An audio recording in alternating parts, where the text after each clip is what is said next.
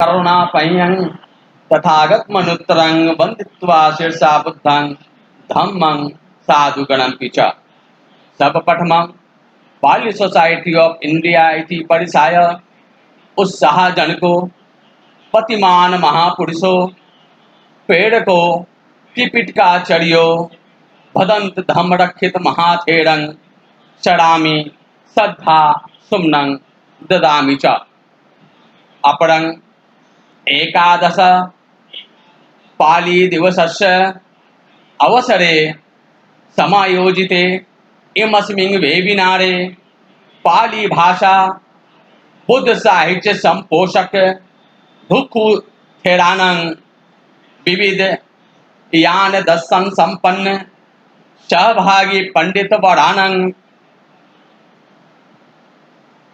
Pali society of India इति परिसाय पक्षतो स्वागतं करोमि वन्दामि अभिनन्दामि च विशेष रूपेण इमस्य वेबिनारस्य सहयोगी द्विन्नं विश्वविद्यालयस्य कुलपतिनं प्रथमतो सम्पूर्णानंद सक्कत विश्वविद्यालयस्य महनीय कुलपति आचार्य राजाराम शुक्ल महाभाय महोदयानं च लुम्बिनी बौद्ध विश्वविद्यालयस्य योग संपन्न कुलपति आचार्य हृदय रतन वज्राचार्य महोदयानं पठिचाति इमस्य वेबिनारस्य विषयोति भगवतो बुद्धस्य करुणा करुणा इति दया अनुदया हृदय कंपनं पर दुःखं दिस्वा तन् निवारणार्थाय चित्पवतनं वा पर दुःख विनाशाय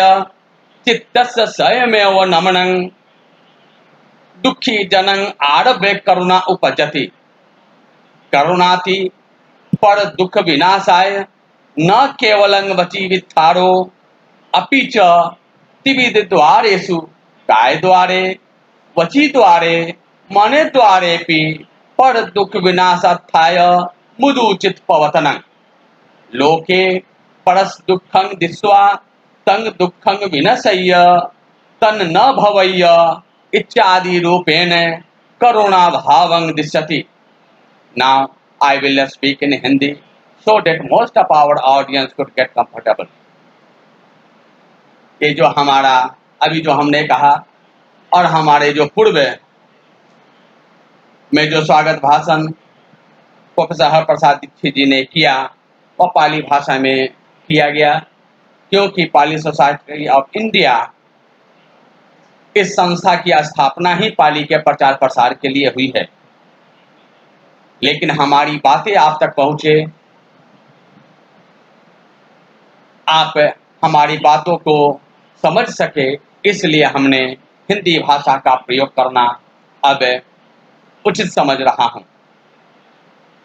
यह जो विषय हम लोगों ने चुना है भगवान बुद्ध के करुणामय संदेश। भगवान बुद्ध करुणा के प्रतिमूर्ति थे, इसलिए उन्हें महाकारुणिक कहा जाता है। उनकी यह करुणा बचपन से ही देखी जा सकती है। बचपन में जब देवदत्त ने हंस पर तीर चढ़ाया था, उस तरफते हुए हंस को गौतम सिद्धार्थ, जो बुद्ध का बचपन का नाम था, गौतम सिद्धार्थ ने उस हंस को बचाया था। फिर युवावस्था में रोहिणी नदी के जल के बंटवारे को लेकर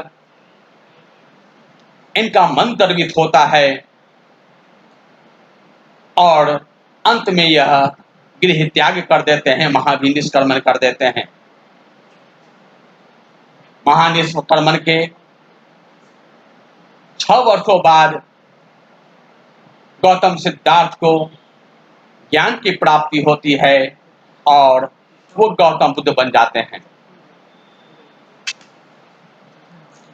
बचपन से लेकर अब तक करुणा उनके अंदर दिखती है और जब उन्हें बुद्धत्व की प्राप्ति हो जाती है तो यह करुणा महाकरुणा में बदल जाती है। ज्ञान प्राप्त करने के तत्क्षण बाद वो अपने दिव्य चक्षु डिवाइन आई से चारों तरफ देखते हैं। यह दिव्य चक्षु होता है ये, कि कोई भी जिसको दिव्य चक्षु प्राप्त हो जाता है वह एक स्थान पर बैठे बैठे पूरे विश्व को देख सकता है।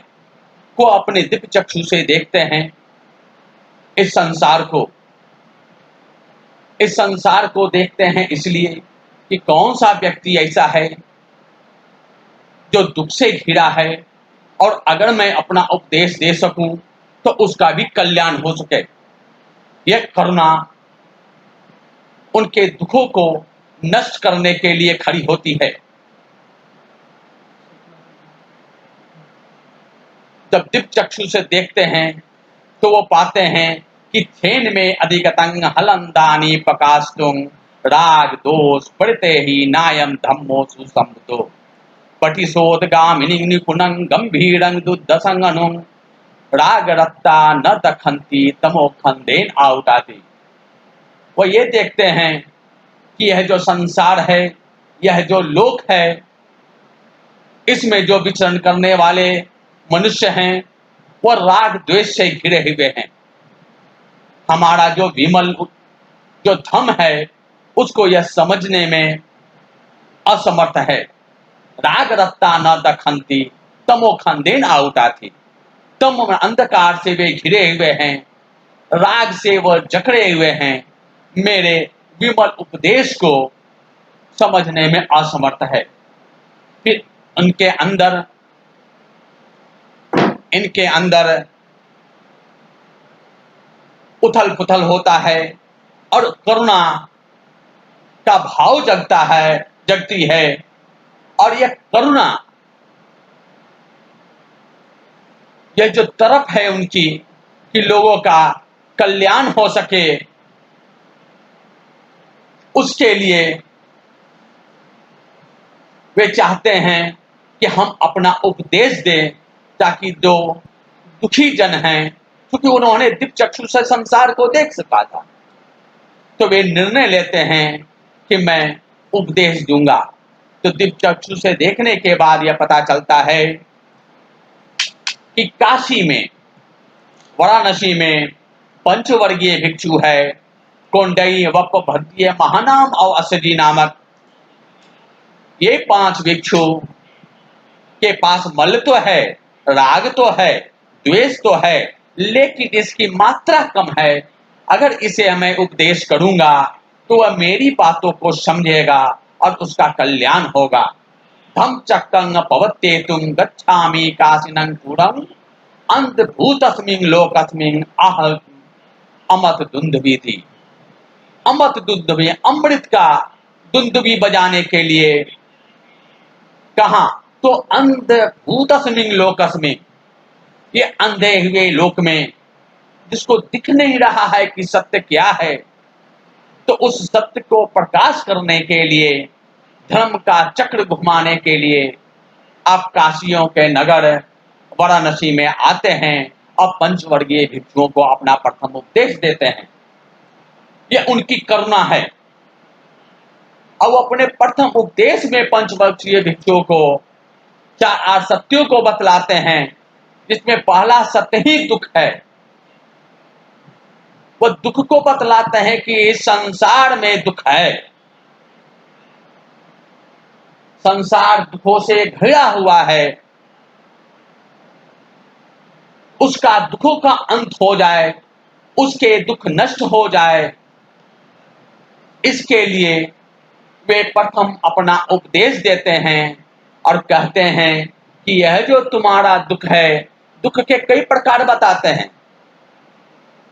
आज हम लोग इस समय कोरोना दुख से घिरे हुए हैं, तो दुख का उन्होंने कई प्रकार बताते हैं। जाति पि दुखा, जड़ा पि दुखा, व्याधि पि दुखो, मरणं पि दुखं, अप्येहि संपयोगोऽपि दुःखो, प्येहि विपयोगोऽपि दुःखो, यन्पीच्छं न लभति तन्पि दुःखं, संकितेन पंचुपादान खंदा दुखा। यानी जन्म लेना दुख है, यहीं से वे शुरू करते हैं। जन्म लेना दुख है। व्यक्ति जो जन्म लेता है हंसता हुआ कोई भी व्यक्ति जन्म नहीं लेता है। जन्म लेते के समय रोता हुआ ही व्यक्ति पैदा होता है, तो वहीं से उसका दुख का प्रारंभ होता है। बुढ़ापा आती है तब दुख होता है, मृत्यु होती है तब दुख होता है। इस बीच में, जन्म मृत्यु के बीच में व्याधि आते हैं, फिर ये अप्रिय बनाते हैं, इस कारण हम दुख पाते हैं। तो इसी दुखों को कम करने के लिए भगवान बुद्ध उपदेश करते हैं। तो इन अब कोई भी घटना, ये दुख कहते हैं कि ये जो दुख है यह अकारण नहीं है, उसका कोई ना कोई कारण है। जैसे कोरोना जो महामारी आई, वो अभी अकारण नहीं है, उसके पीछे भी कोई ना कोई कारण है। चाहे वो प्राकृतिक हो, चाहे वो कृत्रिम हो, दोनों ही रूपों में हमारा ही दोष है। प्रकृति से छेड़छाड़ किया, तब ये कोरोना नामक संकट अगर प्राकृतिक है तो आया, अगर कृत्रिम है तब भी हमारा उसमें हाथ है। अकारण कोई घटना नहीं घटती है। इसलिए बुद्ध ने कहा कि ये जो दुख आप पा रहे हो उसका कारण है, अकारण यह नहीं है। तो उस कारण को अगर हटा दिया जाए तो वो कारण जो है अत्यधिक राग और द्वेष है। अत्यधिक राग के कारण, अत्यधिक द्वेष के कारण हम अपने मनों में विकार पैदा करते हैं। अगर ये कह रहे हैं कोरोना अगर कृत्रिम है, तो हमने राग द्वेष के कारण, बहुत ज्यादा भौतिक संपदा पाने के कारण हमने इसको डेवलप किया, और उस दुख का पूरा संसार जो है भोग कर रहा है, उसका संकट में घिरा हुआ है। तो बुद्ध ने कहा कि जो कुछ भी हम करते हैं उसका कोई ना कोई फल मिलता है। अच्छा कर्म करेंगे तो अच्छा फल मिलेगा, बुरा कर्म करेंगे तो बुरा फल मिलेगा। इसलिए बुद्ध कहते हैं स्वाखातो धम्मो चरत ब्रह्मचर्यं सम्मा दुखस अंत क्रियायाति। अच्छी तरह से हमारे धम्म को समझो, ब्रह्मचर्य का पालन करो, तभी दुख का सम्यक रूप से अंत होगा। सम्यक रूप से दुखों का अंत करने के लिए हमें जागरूक रहना पड़ेगा। जैसे आजकल जो कोरोना संकट आया है, तो हमें जागरूक होना पड़ेगा। शरद ब्रह्मचर्य, ब्रह्मचर्य का पालन करना पड़ेगा। जो हमने कहा कि सोशल डिस्टेंस या फिजिकल डिस्टेंस हमको बनाकर चलना पड़ेगा, मास्क का प्रयोग करना पड़ेगा, बाकी लोगों से संसर्ग कम से कम करना पड़ेगा, जरूरी हो तभी करना पड़ेगा। इस तरह से हमें जो भगवान बुद्ध के जो विचार हैं, वो आज का नहीं, 2500 वर्ष पहले का है, वो आज भी प्रासंगिक है। और जब तक हम इन बातों का पालन करेंगे तब तक हमारा भी कल्याण है और समाज का भी कल्याण है। भगवान बुद्ध का जो उपदेश है वह सभी समस्याओं का निदान करता है।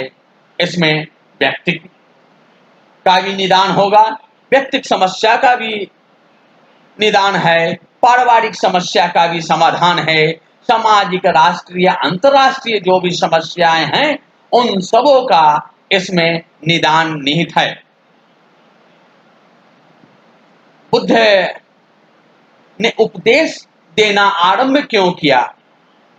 पूर्व में ही कह चुके हैं, उनके अंदर एक तरफ थी ताकि अधिक से अधिक लोगों का कल्याण हो सके, अधिक से अधिक लोगों का सुख हो सके। अनि बुद्धो धम्मं देशेति बहुजन हिताय बहुजन सुखाय लोकानुकंपाय अर्थाय हिताय सुखाय। ये उनकी तरफ थी, ये उनकी व्याकुलता थी, ताकि हम उससे जो दुखी मानव है उसके दुख को दूर कर सकें। करुणा का अर्थ यह नहीं होता है कि केवल दया, इसलिए हमने पाली में बताया करुणा इति दया अनुदया हृदय कंपना। ये दया के पीछे दया, ये केवल दया केवल कहने मात्र के लिए यह नहीं है कि यह करुणा है। केवल कह देने मात्र से हम उसका दुख दूर नहीं होगा, उसका दुख में समा जाना, वह उसका दुख हमारा दुख है, ऐसा भाव जगना, वह करुणा है।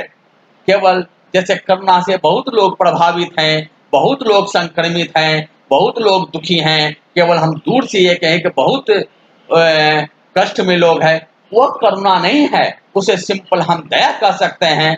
करुणा के लिए उसके दुख कैसे दूर हो, इसके लिए हमें प्रयास करना होगा, उसके दुखों का दूर करना होगा, तभी वह करुणा का रूप ले सकेगा। जिस तरह से माता यथा नियं पुत्रं आयुषा एक पुत्र मनु रखे, जिस तरह से माता अपने इकलौते पुत्र को अपनी जान का परवाह किए बिना रक्षा करती है, उसी तरह से हमें भी जिसमें करुणा का भाव जगता है, उसमें वह तड़प होती है कि कैसे हम उसका जीवन बचा ले, कैसे हम उसके कष्टों को हटा दे, कैसे हम दुखों का दूर कर सके। यह जो भाव है वही करुणा है। करुणा केवल वचन मात्र कह देने से, उसके प्रति अच्छे दो शब्द कह देने से करुणा का भाव उत्पन्न नहीं होगा, या केवल मानसिक कह देने से, वचन से नहीं होगा, बल्कि उसके अंदर तन मन धन से जितना हमें संभव है उसका दुख हम दूर कर सके, उसके दुखों को पूरा दूर नहीं तो कम से कम कर सके, जितना अपना सामर्थ्य है उतना अगर कम करने का जब हमारे अंदर भाव जगेगा, तब वह करुणा का रूप लेता है। यह भगवान बुद्ध की करुणा, ये करुणा सबसे महत्वपूर्ण है। आज संसार के लिए आज नहीं, हमेशा ही प्रासंगिक रहा है। यह करुणा जो है केवल परिवार तक ही सीमित नहीं है। हमारे कुलपति जी कहते हैं कि करुणा का भाव जो है वो हर प्राणी में होता है, चाहे वो जीव हो, छोटा भी जीव है, वह भी जो है पहले स्वयं को बचाना चाहता है, अपना बच्चा को बचाना चाहता है। करुणा का भाव तो है, लेकिन वो एकदम बिल्कुल सीमित है। और यह करुणा जो है असीमित होता है। जब वो असीमित का रूप ले लेता है तो वही महाकरुणा कहलाती है, जो भगवान बुद्ध के अंदर निहित था। और उसी करुणा का भाव अधिक से अधिक लोगों में जगे, इसके लिए भगवान बुद्ध ने अपना 45 वर्षों तक जीवन अपना बिता दिया। ये जो करुणा का जो भाव है, ये जो बौद्ध का जो ब्रह्म विहार है, जिसके 4 अंग है, मेत्ता, करुणा, मुदिता, उपेक्षा, चारों एक दूसरे से मिले जुले हुए हैं, एक दूसरे को हटा नहीं सकते हैं। आपका सुत निपात में कहा गया है, मेत्तं उपेक्षं करुणं विमुक्तिं आसेव मानो मुदितं च काले सभ्येन का लोकेन अविरुध्यमानो एको चरे खग विषाण कप्पो। यानी मैत्री, उपेक्षा, करुणा, विमुक्ति और मुदिता का समयानुसार सेवन करते रहना चाहिए। और समस्त लोक के प्रति किसी के प्रति भी विरोध भाव नहीं रखना चाहिए, यह नहीं सोचना चाहिए कि यह हमारा शत्रु है। शत्रु भाव तो आना ही नहीं चाहिए। जहाँ शत्रु भाव आ गया, जहाँ पर दूसरे का भाव आ गया, वहाँ हमारे अंदर करुणा जग ही नहीं सकती है। पूरा संसार मित्र है, जब तक हमारा यह भाव नहीं जाएगा तब तक हमारे अंदर करुणा का भाव नहीं जग पाएगा। तो सभी को हमें मित्र बनाना है, और जिसके अंदर अगर जो हमें विरोधी समझता है, हमें शत्रु समझता है, उसके प्रति भी हम मित्रता का भाव जगाएं। बुद्ध ने कहा, नहीं वेरेन वेरानी समन्ति दिक्कुदाचनं अवेरेन च समन्ति एस धम्मो सनातनो। वैर से वैर शांत नहीं होता है, और वैर से वैर शांत होता है। यानी अगर जो कोई वैरी भी है तो उससे हम वैर ना करें, बल्कि उसके साथ हम मित्रता का भाव जगे, तभी हमें हमारे अंदर वह करुणा का भाव जगेगा, और तभी हमारा भी कल्याण होगा और उसका भी कल्याण होगा। अगर चूंकि कोई